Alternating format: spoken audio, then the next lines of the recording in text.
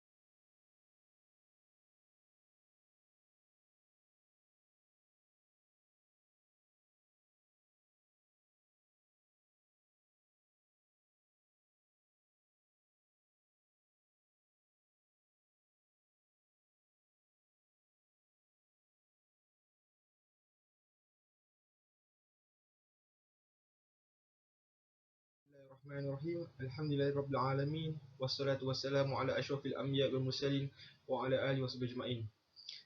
Segala puji bagi Allah Tuhan sekalian alam. Selawat dan salam ke atas junjungan Nabi Muhammad sallallahu alaihi wasallam dan juga ahli keluarga baginda serta sahabat-sahabat baginda.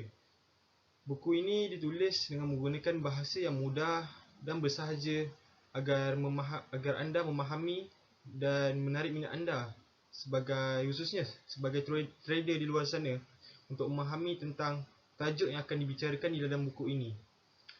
Ia dijangka memberi manfaat kepada para pembaca tentang strategi pembelian dan penjualan sesuatu harga saham.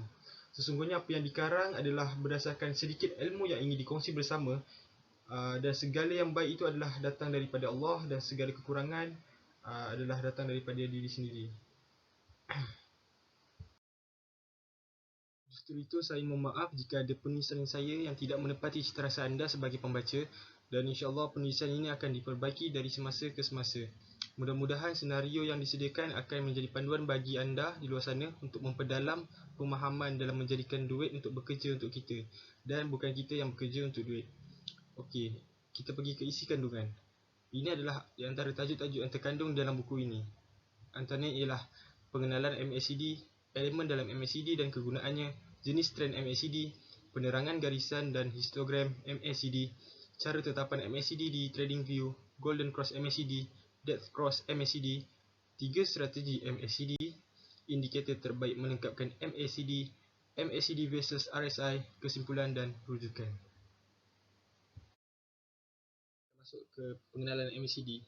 Apa itu MACD? MACD adalah nama pendek bagi konvergensi ataupun moving average, convergent, divergent, atau perbezaan pulutan bergerak.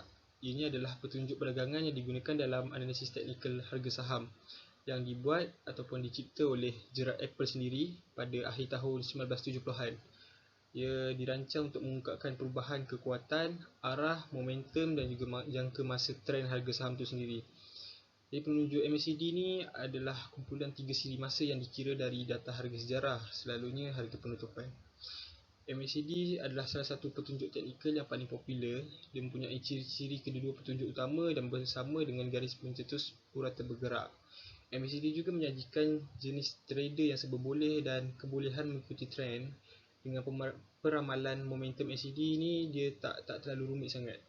Jadi dia menjadikan trader baru ataupun trader yang sudah berpengalaman mudah untuk menggunakan indikator ini sebagai technical analysis yang paling cekap dan bolehlah dianggap sebagai alat indikator yang function ataupun berkebolehan bagi trader itu sendiri.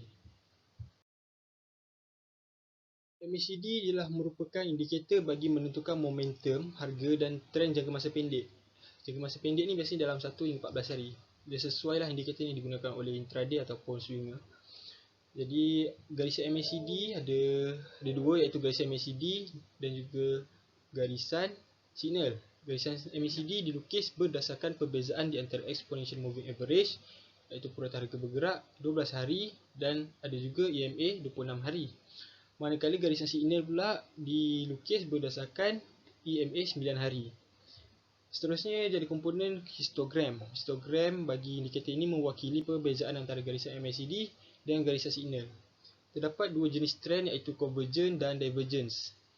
Elemen yang terdapat dalam MACD ada 3, iaitu pertama ialah garisan MACD biasanya berwarna biru, dan yang kedua adalah garisan signal biasanya berwarna merah.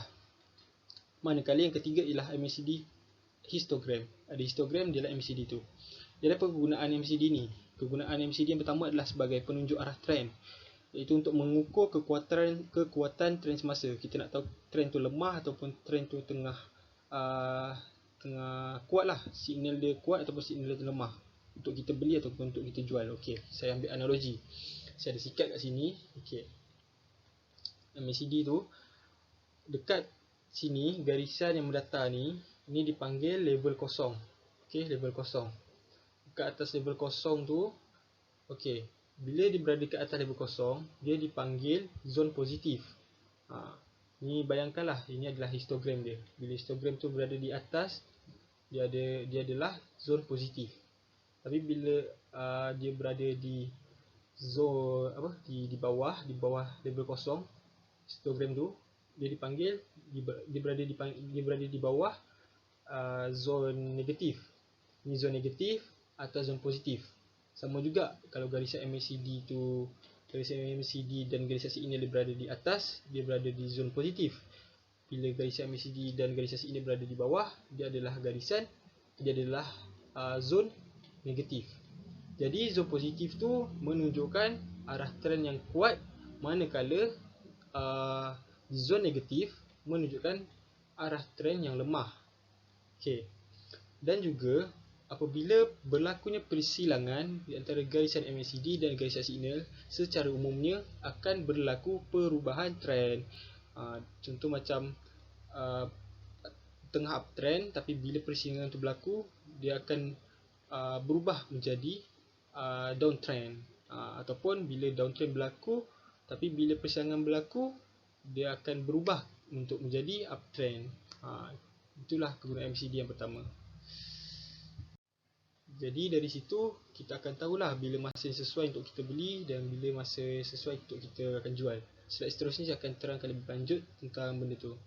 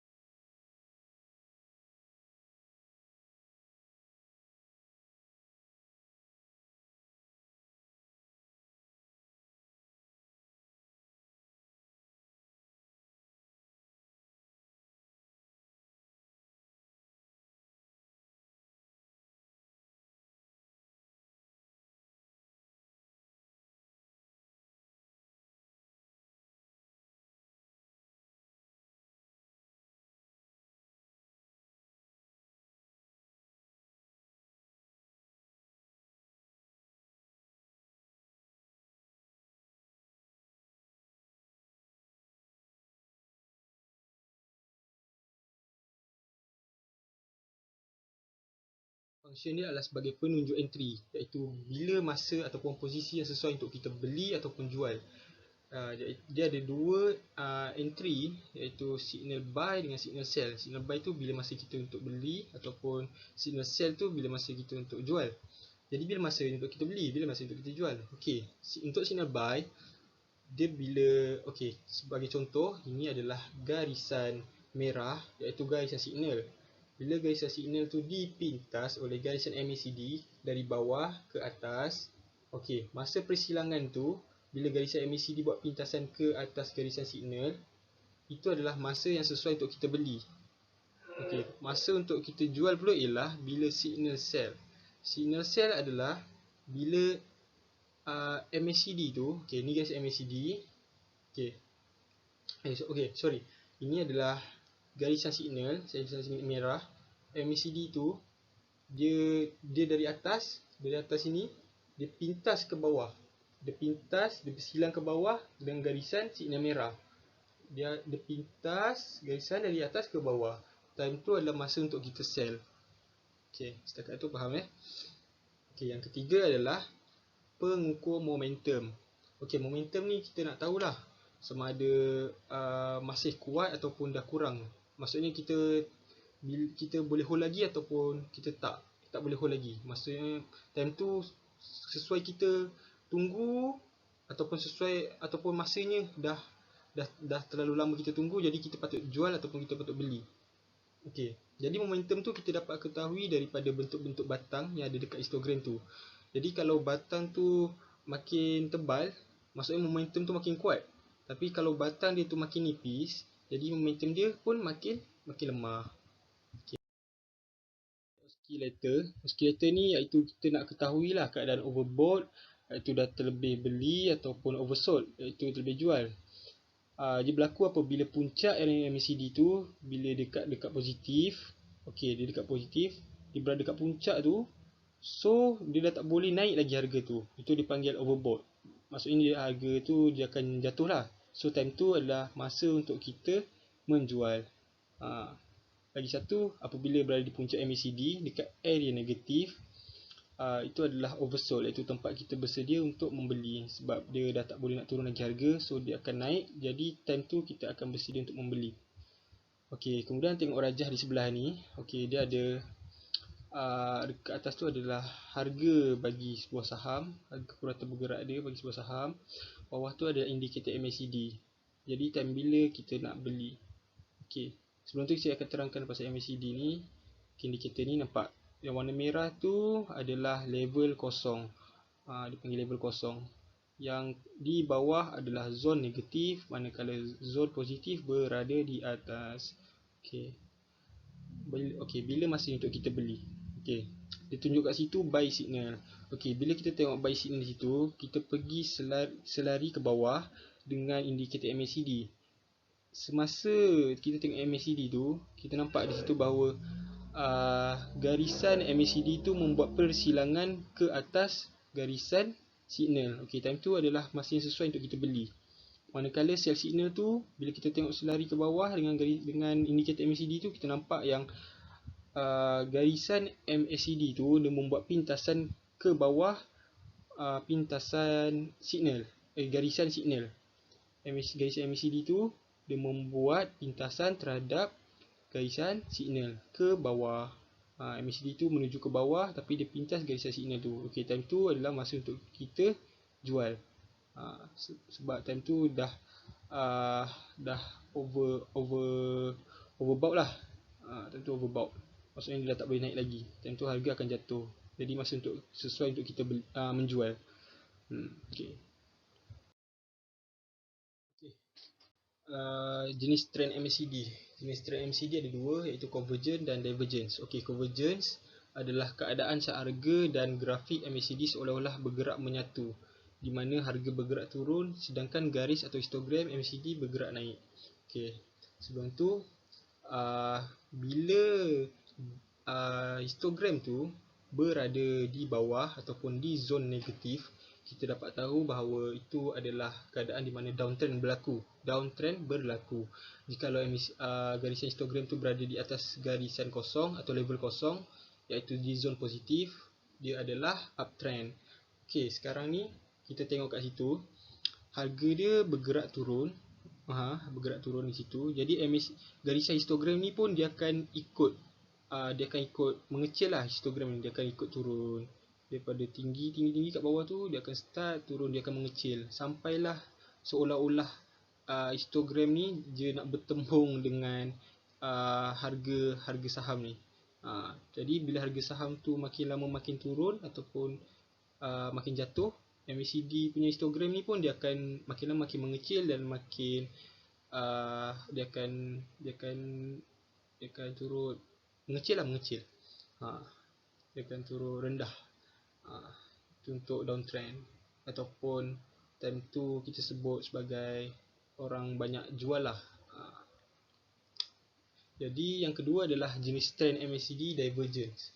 MACD divergence adalah keadaan di mana pergerakan tinggi dan rendah garisan MACD dia tak selari dengan pergerakan tinggi dan rendah pada harga saham. Okey, kat situ kita tengok harga saham dia naik. Okey, dia naik. Dia dekat zon positif. Okey, betul, dia dekat zon positif. Maksudnya dia adalah uptrend. Okey, tapi kita tengok ni, harga bergerak dia naik, tapi histogram ni dia tak ikut naik. Dia turun. Makin lama harga tu makin tinggi, tapi histogram batang dia tu dia tak makin tebal ataupun makin tinggi, dia akan makin turun. Dia akan berlawanan dengan harga bergerak naik. Bila harga tu bergerak naik, tapi histogram ni akan bergerak turun. Itu dikenali sebagai MACD divergence. Okey. Dia tak sama dengan MACD convergence. Bila MACD convergence ni, kita tengok kat sini, MACD convergence sebelah sini, sebelah kiri tu. Okey. MACD convergence tu bila purata harga dia turun, MACD pun akan turut turun ataupun akan turut mengecil dia punya histogram. Okey, betul. Tapi kalau dekat divergence ni, kat sebelah kanan ni, divergence, purata harga dia menaik, tapi histogram tu tak ikut menaik. Dia akan berlawanan dengan harga bergerak naik tu. Dia akan buat penurunan terhadap garisan histogram tu. Itu dikenali sebagai MACD divergence, iaitu dia berlawanan. Okey. Seterusnya kita pergi kepada jenis trend MACD divergence. Terdapat dua jenis MACD divergence, iaitu bullish divergence dan bearish divergence. Yang pertama kita pergi kepada bullish divergence. Bullish divergence terjadi apabila harga saham membuat lower low, iaitu paras lebih rendah berbanding paras rendah terdahulu. Tetapi garisan MACD menunjukkan higher low, iaitu paras lebih tinggi berbanding paras rendah terdahulu. Okey, anda nak tahu bukan apa itu lower low dan juga higher low? Kita lihat di rajah sebelah. Okey, rajah di sebelah ni menunjukkan satu syarikat saham iaitu Top Glove. Okey, kita nak tahu dekat sini apa itu lower low dan juga higher low, dan kita juga nak tahu bila entry buy ketika bullish divergence tu berlaku di MACD. Okey, yang pertama anda lihat lower low di gambar rajah tersebut. Garisan yang pertama terletak pada harga jualan yang di atas. Okey, pada candle yang pertama yang harga jualan di atas tu, dia akan turun pergi ke candle ataupun harga jualan yang lebih rendah. Itu dinamakan lower low. Manakala di MACD anda lihat harga beli yang rendah di garisan yang bawah itu, dia akan pergi menuju ke harga beli yang lebih tinggi. Itu dinamakan higher low. Okey, bila masa yang sesuai untuk anda beli. Okey, sekiranya anda melihat MACD itu berlakunya higher low, anda tunggu persilangan itu berlaku dan anda melihat semula ke harga saham, dan seharusnya anda meletakkan garisan garisan resisten, iaitu yang berwarna merah. Di situ ada garisan berwarna merah di sebelah perkataan breakout, itu adalah resisten. Dan setelah persilangan MACD itu berlaku, anda tunggu sehingga harga saham itu menuju ke arah resisten, dan sekiranya harga saham telah melebihi paras resisten, itu dinamakan breakout. Breakout adalah masa yang sesuai untuk kita beli, ataupun itu adalah entry point yang sesuai untuk kita beli saat bullish divergence berlaku di MACD. Seterusnya kita pergi ke jenis trend MACD divergence yang kedua, iaitu bearish divergence.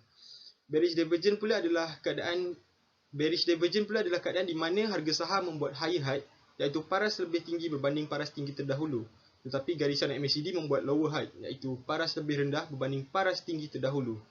Jadi raja di sebelah menunjukkan entry sell saat bearish divergence pada MACD, iaitu bila masa yang sesuai untuk kita jual. Jadi jika anda lihat pada harga saham, dia membuat higher height, iaitu harga beli dia akan pergi kepada harga beli yang lebih tinggi. Manakala di MACD dia menunjukkan harga jual kepada harga jual yang lebih tinggi. Okey, bila masa yang sesuai untuk kita jual. Jadi setelah MACD menunjukkan lower high dan berlakunya persilangan di situ, kita lihat pula pada harga saham. Setelah kita meletakkan support, iaitu di garisan merah tersebut, jika anda lihat di atas perkataan entry sell ada garisan merah, itu adalah support. Sekiranya harga telah turun ataupun telah mencecah support, itu adalah masa yang sesuai untuk anda jual. Baiklah, kita pergi ke penerangan garisan dan histogram MACD. Garisan MACD ialah purata bergerak exponential ataupun EMA, exponential moving average 12 hari yang ditolak dengan EMA 26 hari. Harga penutupan digunakan untuk purata bergerak ini, manakala garisan kosong bersamaan dengan EMA 50 hari. Sekiranya EMA 12 dan 26 hari berada di atas EMA 50, bermaksud dia menunjukkan signal yang kuat, dan sekiranya kedua EMA tersebut berada di bawah EMA 50, ini memberi petunjuk signal yang lemah. Histogram MACD mewakili perbezaan antara MACD dan EMA 9 hari. Histogram positif apabila garisan MACD berada di atas garisan kosong dan negatif apabila bawah garisan kosong. Okey, jadi kita lihat di rajah pertama, di rajah 1, terdapat EMA 14 di mana garisan tersebut berwarna biru dan EMA 26 dan garisan tersebut adalah berwarna merah. Dan di situ kita nampak garisan berwarna merah, iaitu jurang di antara EMA 14 dan 26 hari akan membentuk satu histogram. Ini bermaksud setiap jurang EMA 14 dan 26 mewakili satu histogram. Manakala kita pergi ke rajah kedua, terdapat EMA 50 yang menunjukkan garisan tersebut berwarna kuning, itu adalah EMA 50. Dan di bawah EMA 50 terdapat garisan EMA 26 yang berwarna merah dan EMA 14 yang berwarna biru. Jadi kedua-dua EMA tersebut berada di bawah EMA 50. Jadi ianya menunjukkan bahawa kedua EMA tersebut berada di petunjuk ataupun signal yang lemah. EMA 50 juga adalah bersamaan dengan garisan kosong. Kita pergi ke cara tetapan MACD di TradingView. Untuk menggunakan MACD di TradingView, trader mestilah yang pertama membuka laman web tradingview.com. Laman web ini boleh digunakan ataupun dibuka sama ada melalui peranti, telefon ataupun laptop. Yang kedua, setelah anda membuka laman web tersebut, anda perlu tekan perkataan carta seperti raja di bawah. Setelah itu, anda boleh tekan penyaring saham untuk pilih mana-mana saham syarikat yang anda suka ataupun yang telah anda selidik. Yang keempat, kemudian tekan butang FX ataupun penunjuk dan cari MACD seperti rajah di bawah. Setelah anda tekan perkataan penunjuk itu, dia akan keluar satu penunjuk dan strategi seperti rajah di atas. Okey. Kemudian anda perlu search dan tulis perkataan MACD. Setelah anda type MACD, anda perlu tekan perkataan MACD. Okey, setelah anda tekan perkataan MACD, anda lihat ada satu butang, cari butang ataupun pilih butang tetapan. Gambarnya seperti raja di bawah. Okey, ini ada untuk tetapan hari bagi garisan MACD ataupun signal di impute. Setelah anda tekan perkataan butang tetapan tu, anda akan pergi ke impute seperti raja di sebelah. Jadi dalam impute itu anda boleh setting resolusi jarak cepat.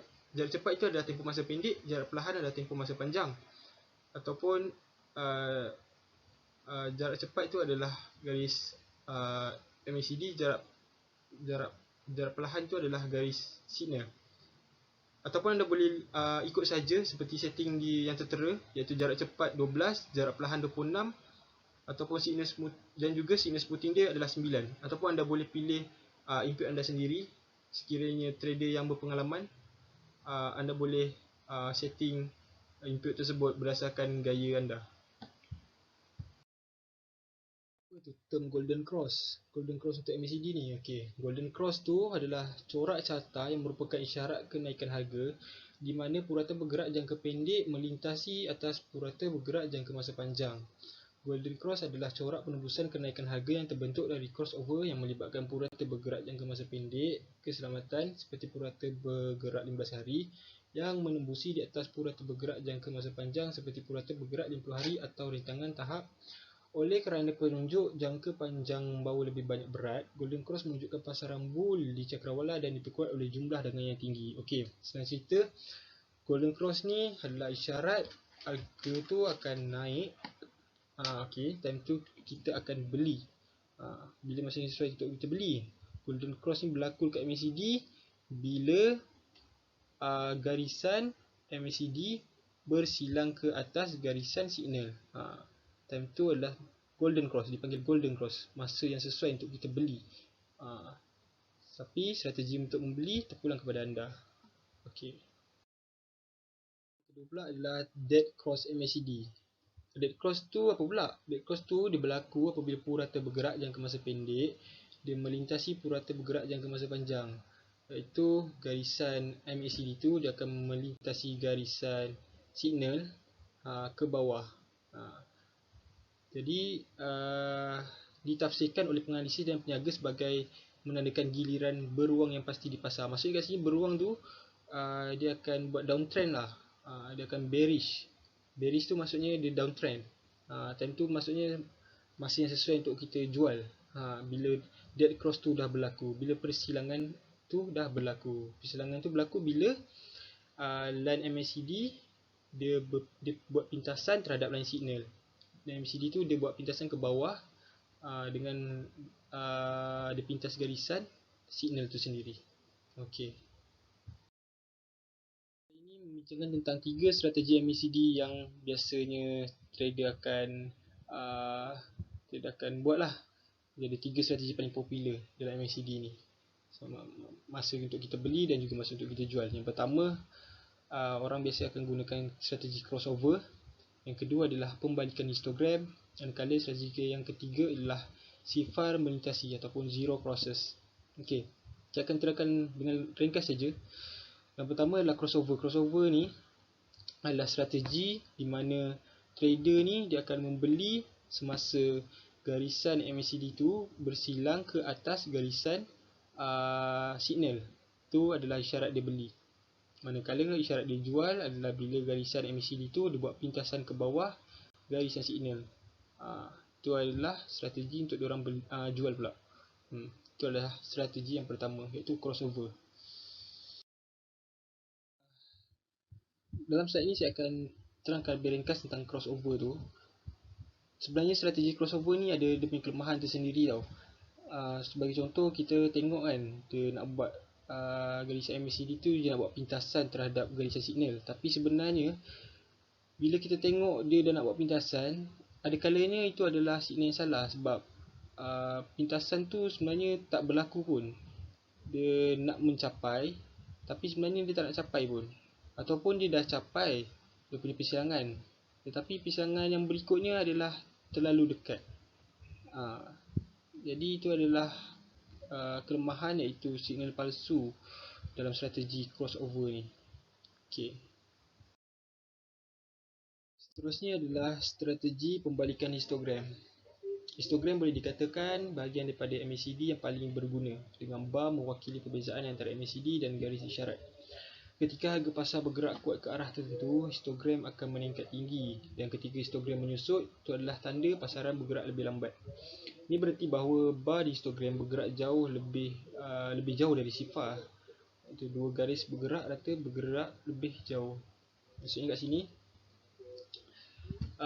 histogram tu orang akan start beli bila dia volume bar dia tu makin tinggi. Tapi bila orang akan start jual bila volume bar dia tu start menyusut, makin lama makin kecil, dia akan menurun ke bawah. Tentu menunjukkan pasaran bergerak lambat ataupun orang dah start jual lah. Lepas tu, setelah fasa pengembangan awal berakhir, bentuk bonggol kemungkinan akan muncul. Ini adalah isyarat bahawa rata-rata bergerak mengetatkan lagi, yang dapat menjadi tanda awal bahawa crossover akan berlaku. Ini adalah strategi utama berbeza dengan strategi crossover yang tertinggal yang disebutkan di atas ataupun di sebelum ni. Pembalikan histogram didasarkan pada penggunaan trajektori sebagai dasar untuk mengetahui posisi. Berarti strategi dapat dilakukan sebelum pergerakan pasaran benar-benar berlaku. Okey, maksudnya kat sini bila histogram tu dia punya volume, contohlah volume dia dah start kecil, kita akan tahulah crossover ataupun garisan MACD dengan garisan signal tu dia akan berlaku sebab volume dah makin kecil. Jadi dia punya histogram tu pun akan berlaku daripada sama ada daripada zon positif dia akan berubah ke zon negatif ataupun daripada zon negatif dia akan bertukar jadi zon positif. Kat situ kita akan tahu dengan kita tengok crossover tu bila dia dah jadi. Itu adalah satu sebab pembalikan histogram ataupun itu adalah salah satu strategi pembalikan histogram. Tunjukkan potensi untuk menggunakan histogram MACD sebagai alat perdagangan. Dengan menunggu dua pergerakan trend kontra dalam histogram ini mengurangkan kemungkinan pergerakan seperti itu menjadi satu-satu dan bukan pembalikan. Dengan mengikut arah aliran, carta di sebelah menyoroti tiga perdagangan yang menguntungkan dan ada satu perdagangan yang merugikan.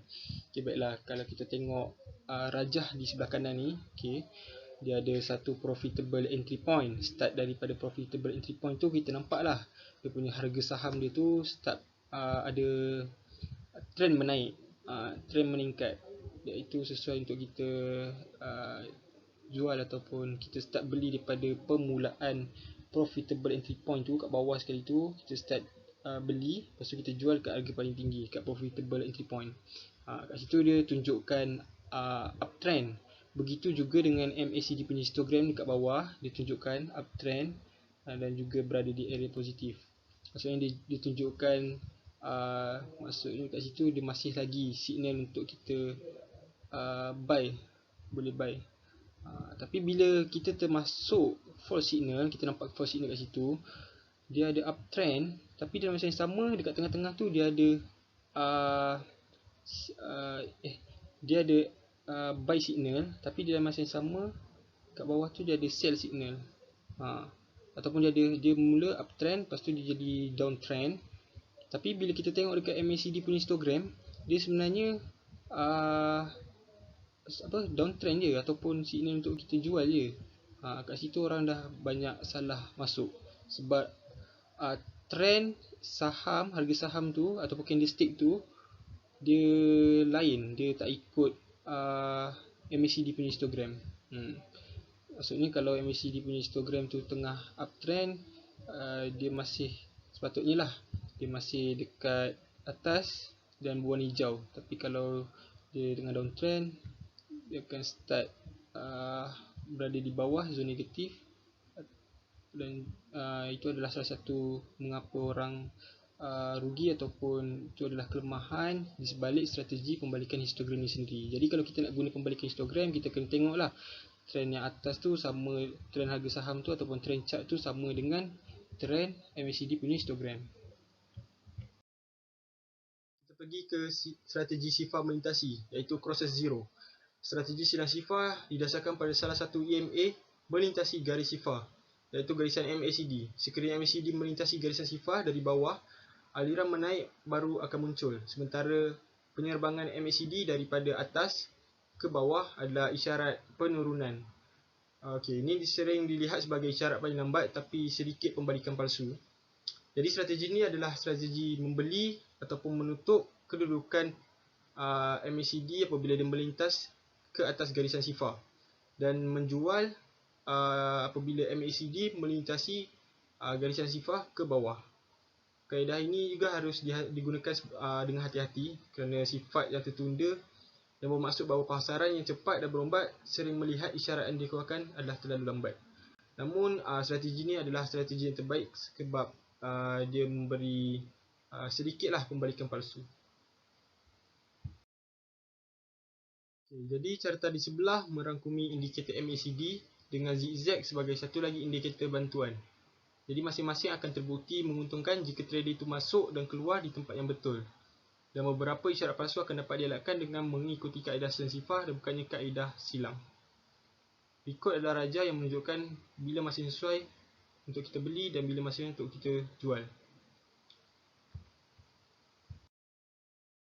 Ini adalah satu petunjuk perdagangan yang lebih popular di kalangan pemerhati carta tetapi jarang mencukupi sebagai alat yang berdiri sendiri.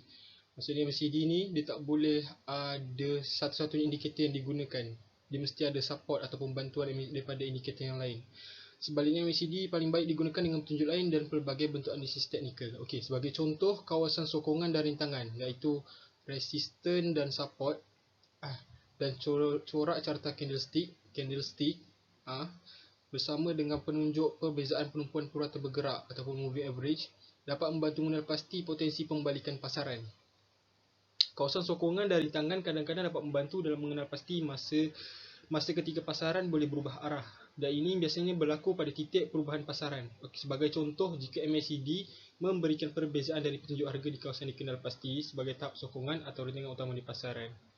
Okey, maksudnya kat sini MACD ni dia ada 3 benda yang boleh support dia, iaitu dia ada support resistance, dia ada corak candlestick, lagi satu dia ada indikator lain ataupun moving average.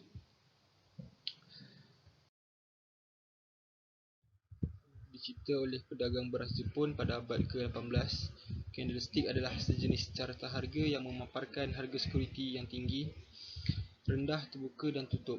Setiap bar ataupun jenis candlestick tu dia mewakili satu tempoh perdagangan, sama ada seminit, hari, minggu ataupun bulan. Dan ini muncul sebagai segi empat, badan dia tu segi empat dengan garis kecil di bahagian atas atau bawah sumbu, ataupun dikenali sebagai shadow. Sejumlah besar strategi atau isyarat perdagangan dihasilkan dengan carta candlestick. Dengan beberapa corak pada carta candlestick memberitahu pedagang bahawa pembalikan mungkin berlaku. Sebagai contoh, corak yang disebut shooting star adalah corak pembalikan penurunan pada harga akhir aliran menaik. Dan inverted hammer adalah corak pembalikan kenaikan harga yang berlaku selepas aliran penurunan. Jadi, sekiranya kita gunakan MACD, selain daripada kita tengok garisan MACD dengan signal, garisan signal tu dah bersilang, kita juga boleh tengok candlestick tu sendiri, jenis candlestick tu sendiri. Setiap jenis candle tu ada nama dan fungsi ataupun petunjuk bila trend tu akan berubah. Jadi apabila kedua-dua indikator ini digabungkan, maka kita akan dapat satu signal ataupun trend yang sebenar lah yang akan berlaku. Corak candlestick lain yang memberi isyarat pembalikan termasuklah doji, hangman atau candle yang menelan bullish atau bearish. Sebenarnya banyak lagi candle yang anda ataupun trader sendiri patut tahu, sebab apabila anda gunakan candlestick tu ataupun tahu jenis ataupun nama candle-candle itu sendiri, anda akan dapat tahu sekaligus trend tu akan berubah, sama ada dia akan berubah uptrend ataupun downtrend. Jadi seorang trader ataupun peniaga yang mengenali salah satu corak candlestick ini pada masa yang sama bahawa MACD menunjukkan perbezaan dari pergerakan harga pasaran, mempunyai beberapa petunjuk yang menunjukkan pasaran mungkin berubah dan berubah. Maksudnya kat sini, kalau trader tu dia dah tahu cara nak baca candlestick tu, setiap candle tu dia tahu apa nama dia, apa jenis dia, apa fungsi dia. Dalam masa yang sama dia gunakan MACD. So dia tahulah bila masanya yang tepat untuk dia entry, dan juga apa trend pasaran yang akan apa trend yang akan dilakukan oleh pasaran pada masa berikutnya, ataupun pasaran tu dia berubah akan jadi uptrend ataupun downtrend, dia akan tahu hal tersebut. Seterusnya kita pergi ke MACD versus RSI. RSI dan MACD keduanya adalah petunjuk momentum mengikut trend yang menunjukkan hubungan antara dua purata bergerak dan harga security. MACD dikira dengan mengurangkan EMA 26 hari dari EMA 12 hari. Hasil pengiraan itu adalah garis MACD. EMA 9 hari, MACD yang disebut sebagai garis isyarat ataupun signal line, kemudian digambarkan di atas garis MACD yang dapat berfungsi sebagai pencetus isyarat untuk jual ataupun beli. Kita akan pergi ke MACD versus RSI. Jadi apa beza MACD dengan RSI ni? Okey, seperti yang kita maklum, MACD apabila kita nak beli, kita kena tunggu MACD tu dia melintasi garis isyarat, itu adalah masa untuk kita beli. Apabila kita nak jual pula, bila MACD tu garisan dia melintasi garis isyarat ke bawah, itu adalah waktu yang untuk kita jual menggunakan MACD. Tapi apa pula RSI? Okey, RSI ni dia adalah satu indikator. Okey, dia mempunyai 70% iaitu overbought, dipanggil overbought iaitu terlebih beli, dan 30% iaitu oversold. Sekiranya harga telah mencecah overbought 70%, dia akan mula membuat penurunan. Jadi setelah harga itu melepasi garisan 70, itu adalah masa yang sesuai untuk kita jual. Manakala apabila harga telah oversold, jadi dia akan melintasi garisan 30%. Maka itu adalah waktunya untuk kita jual, untuk kita beli, sebab harga akan mula menaik. Itu adalah RSI. Dan biasanya RSI menggunakan tempoh masa 14 hari. Okey. Kedua-dua indikator ini sering digunakan bersama untuk memberi gambaran teknikal yang lebih lengkap kepada penganalisis mengenai pasaran. Dan kedua-dua indikator ini mengukur momentum di pasaran, tapi disebabkan faktor yang berbeza, kadang-kadang kedua-dua indikator ini memberikan petunjuk yang bertentangan. Baiklah, kedua-dua indikator ini adalah indikator yang baik untuk digabungkan.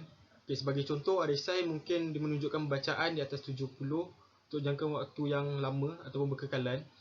Dia menunjukkan pasaran yang terlalu banyak kepada volume beli. Sementara MACD mungkin menunjukkan pasaran yang masih meningkat dalam momentum beli.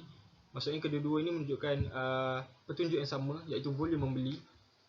Manakala perbezaan dari harga boleh terus meningkat, sementara penunjuk pun boleh berubah kepada yang lebih rendah atau sebaliknya. Maksudnya kedua-dua penunjuk ini boleh berubah kadang-kala. Dan walaupun kedua-duanya dianggap sebagai petunjuk momentum, kesimpulannya MACD ni dia mengukur hubungan antara dua EMA, iaitu garisan MACD dan garisan signal. Manakala RSI pula dia mengukur perubahan harga dalam kaitannya antara harga tinggi dengan harga yang rendah, iaitu menggunakan oversold dan juga overbought. Iaitu overbought sekitar 70 dan juga oversold adalah 30. Jadi kedua-dua indikator ini sering digunakan bersama untuk memberi gambaran teknikal yang lebih lengkap kepada penganalisis ataupun trader mengenai pasaran saham. Baiklah, kita dah sampai ke kesimpulan. Jadi kesimpulannya, MACD ni adalah singkatan nama bagi Moving Average Convergent Divergence. Dia menunjukkan hubungan di antara dua purata pergerakan harga, iaitu garisan MACD dengan garisan signal. Jadi pelabur-pelabur ataupun trader-trader di luar sana yang tak tahu nak gunakan alat technical analysis ataupun indikator apa sebagai alat technical, jadi MACD adalah satu alat technical yang paling tepat untuk anda guna, kerana ramai sangat pejuang-pejuang saham ataupun trader di luar sana yang menggunakan technical ini untuk diorang beli ataupun labur sesuatu saham syarikat tersebut. Jadi melalui indikator ini, sebab apa anda perlu guna? Sebab dia ada satu adalah kekuatan arah trend dan juga titik penyelesaian, iaitu titik penyelesaian ni bila anda dapat tahu ianya berlaku, jadi anda juga sekaligus dapat tahu bila masanya untuk anda perlu beli dan juga jual saham tersebut. Jadi dia ada dua petunjuk di situ, iaitu trend dan juga petunjuk harga. Jadi para pelabur, para pedagang di luar sana, sekiranya anda masih ragu-ragu untuk menggunakan indikator ini, anda boleh menggunakan platform bursa marketplace sebagai maksudnya anda tidak perlu pergi ke real punya pelaburan, tapi anda buat account demo dulu dan anda cubalah indikator MACD ni. Dan sekiranya anda rasa serasi ataupun MACD ni sesuai sangat digunakan, jadi anda teruskan menggunakan MACD ni. Jadi semoga video tentang MACD kali ini dan buku ini dapat memberi manfaat kepada trader di luar sana, dan diharapkan agar duit bekerja untuk anda dan bukannya anda bekerja untuk duit. Jadi itu saja daripada saya. Segala yang baik itu datang daripada Allah dan segala yang buruk itu datang daripada kelemahan diri saya sendiri. Sekian, terima kasih. Assalamualaikum warahmatullahi wabarakatuh.